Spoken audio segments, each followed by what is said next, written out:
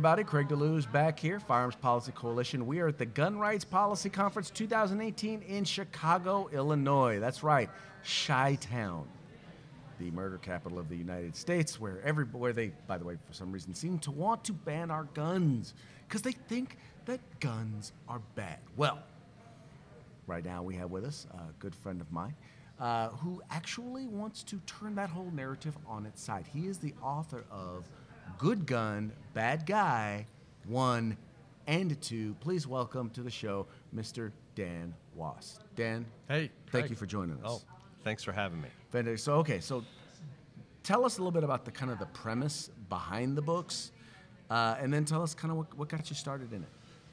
Well, the premise behind the book is to talk about the strategies and tactics of the anti-gun crowd, and you know how they change the narrative, how they manipulate the media, how they change people's minds, and make people fear guns and teach people to hate gun owners.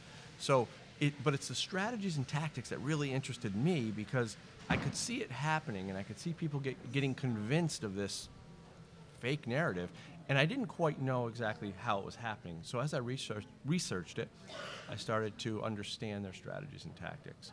So that's basically what the book is about, as I expose all that stuff so people can see what and when they're doing to change the narrative, which will ultimately influence legislators to restrict at least or take away your gun rights. Okay.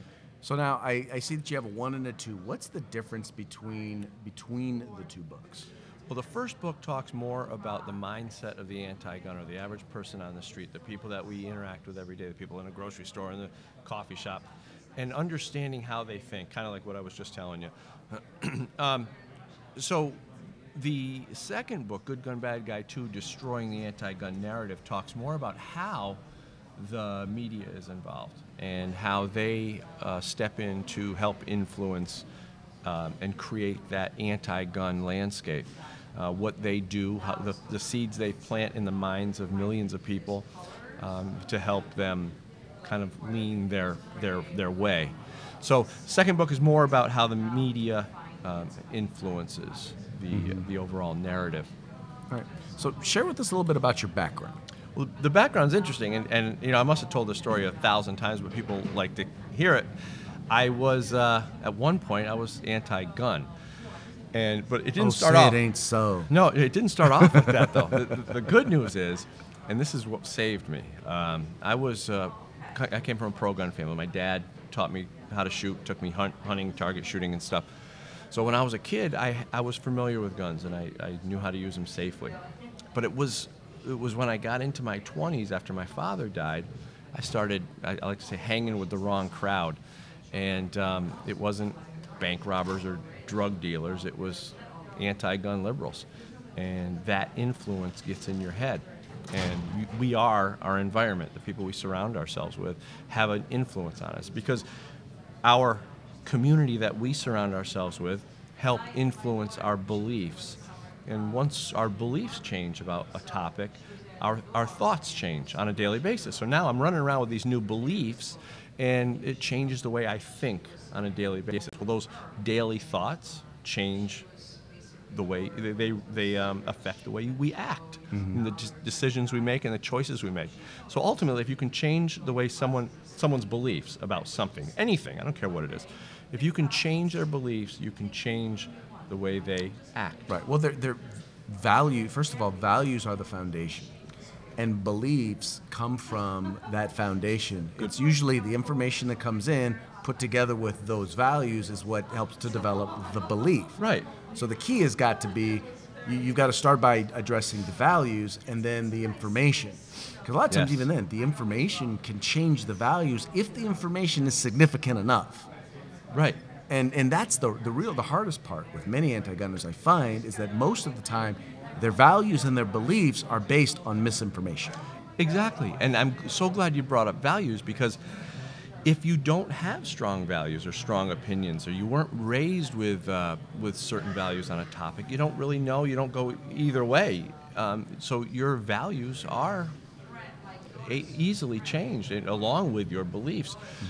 And so that's what happened to me, but it wasn't until I started to see the whole thing with a little more logic, and I started to, you get a little bit of that cognitive dissonance where you have this belief, but you act this way, and it doesn't quite match. Right. So it started to feel uncomfortable. I couldn't go about my life with acting the way I was with the initial beliefs and values that I had from when I was a kid. So and then I had an incident where I almost wouldn't have been able to protect my wife in a situation that we were in. I tell the story in the book. And I got back to the car with her, and we managed to get out of this bad situation unharmed. And I told her I was sorry. And she said, "Well, what are you sorry for? What are you apologizing? You didn't do anything. It was that guy." And I said, "Yeah, but I don't know if I would have been able to defend you tonight if I needed to." I said, "I'm getting a gun." And so I eventually brought her on board, and she was she came from a non-gun family. Excuse me. So it wasn't easy, but I eventually got her on board. And then as I started researching, I wrote an article that got picked up by a lot of websites about that night, right, and how it changed me. And then I started writing and writing and writing, and the first book just kind of wrote itself. And then as I started to research the actual strategies that are being done is when it really got interesting. All right, now I understand that you also do kind of a video thing where you kind of break down anti-gun media coverage. Yeah. And you kind of break that down. Tell me a little bit about that. Well, my good friend Jan Morgan went on CNN one day, and they weren't exactly fair with her when they interviewed her. CNN wasn't fair. I'm shocked. Jan Morgan is a Second Amendment advocate, and she is a powerhouse in the industry. She is a real strong voice, especially for women Second Amendment rights, but for Second Amendment rights in general. And she's a good friend. So she called me up and she said, "Dan, can you look at this video and try to analyze what's happening here in this interview?" And I went through and I looked at it and I analyzed it line by line. Everything that they would say, I would point out what they were doing and what the strategy was to manipulate the conversation, because it was her and it was it was an anti-gun guest as well. And the way they had the whole thing play out was very manipulative. So I analyzed the whole thing with an audio narrative over the video, and I put it out, and it people just loved it, and it got the whole thing. I don't know how many people saw it, but it was a lot. And people say, "You got to keep doing this. You got to keep doing it." I'm thinking to myself, this is my normal research. This is what I do and how I analyze this stuff to write the books.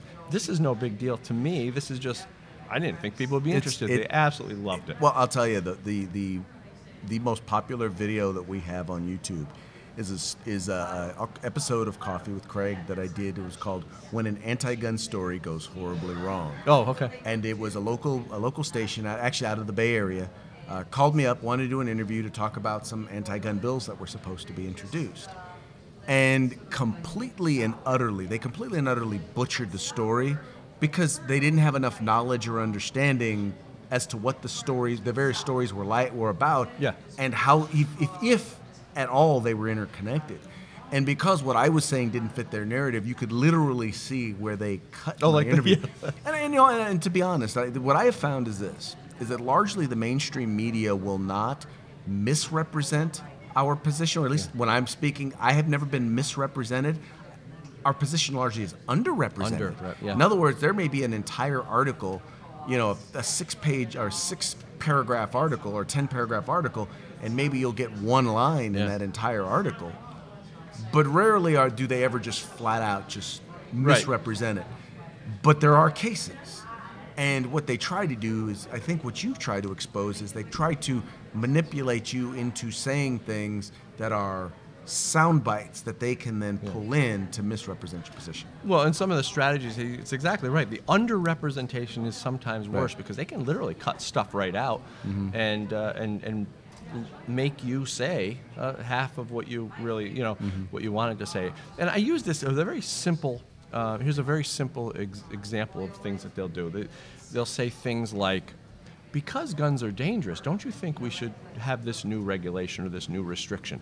So what's happening there is that because guns are dangerous, it presupposes that guns are dangerous. And, Right. the way our brains work is we're always working to solve the problem. Our brains are problem-solving machines. So you say, because guns are dangerous, don't you think we should have this? So you're thinking about whether or not we should have this rule, this restriction. And it's, so you You're have to not deal with the even initial thinking. thing. You have to deal with the initial thing. Guns are not dangerous. Right. If I took my gun out right now and set it here on the table, Yeah. guess what? It wouldn't shoot anybody.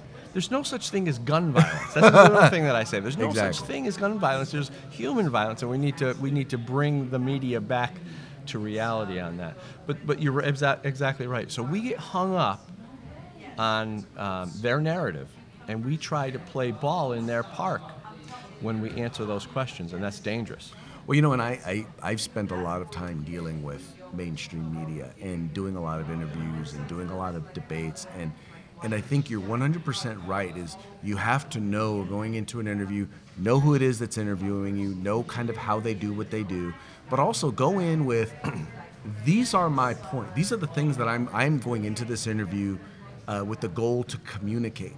Have your talking points. Be quotable. Yeah. Be able. I always say, speak in quotable statements. Right. Right. That way, you give them something. Because in the end, here's the thing I find about most journalists. Most journalists, right, left, or whatever, they want something that is going to grab people. Sure, they want that little They talking want that. point. They want that little, soundbite. Yeah, soundbite. Yeah. And if you got to learn to speak in sound bites, but sound bites that communicate your overall message. Sure. And I think too often we go into it with our heart and all this stuff, and we actually wind up giving too much. Yeah. We have to find a way to condense it Yeah. down, get the point, because that's what they're going to use. Right. And you're right. If it's too complex, it's not a good soundbite, and it probably won't get used.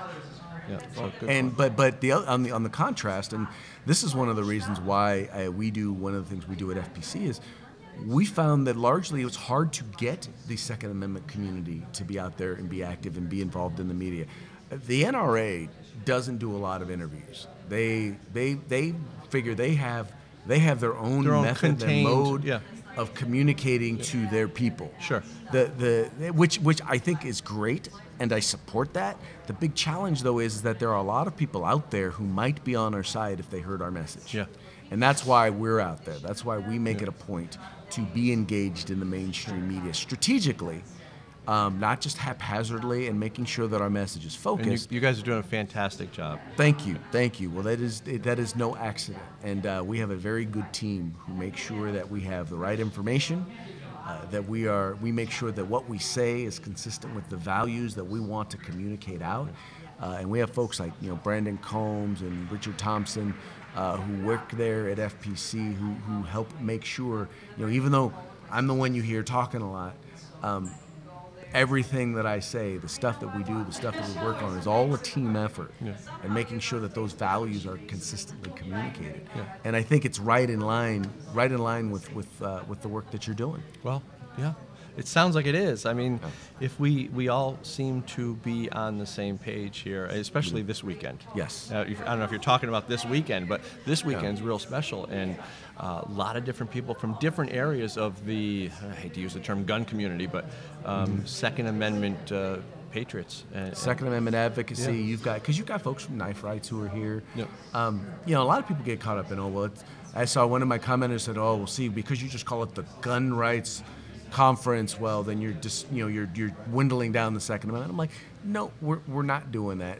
Let's not get caught up in semantics. But the idea is we believe in the right to keep and bear arms, whatever those arms are.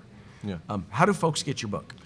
Oh, they can go to goodgunbadguy.net or goodgunbadguy.com, or you can search Good Gun Bad Guy on Amazon. Fantastic. Well, sir, thank you so very much, Dan. Thank you. We very much appreciate you guys coming you. on, or you guys appreciate you coming on. I know that you're probably getting a lot of interest, a lot of folks who want to talk to you this weekend. But once again, we appreciate you. We appreciate the work that you're doing, and I would love to have you on the show again. Maybe as some of these interviews and things that are going on, would love to kind of have your perspective on some of these. Got my number anytime. All right, fantastic. All right, folks, well, that's going to be it for this interview. But like I said, there's going to be a lot more coming up, so you guys stay tuned. Please remember to like and share these videos. Tell your friends about what's going on here at Gun Rights Policy Conference so that they can come next year. But also, please remember to tell them about the Firearms Policy Coalition. We are the home in the fight for civil rights. Got to use them or you're going to lose them. You guys take care.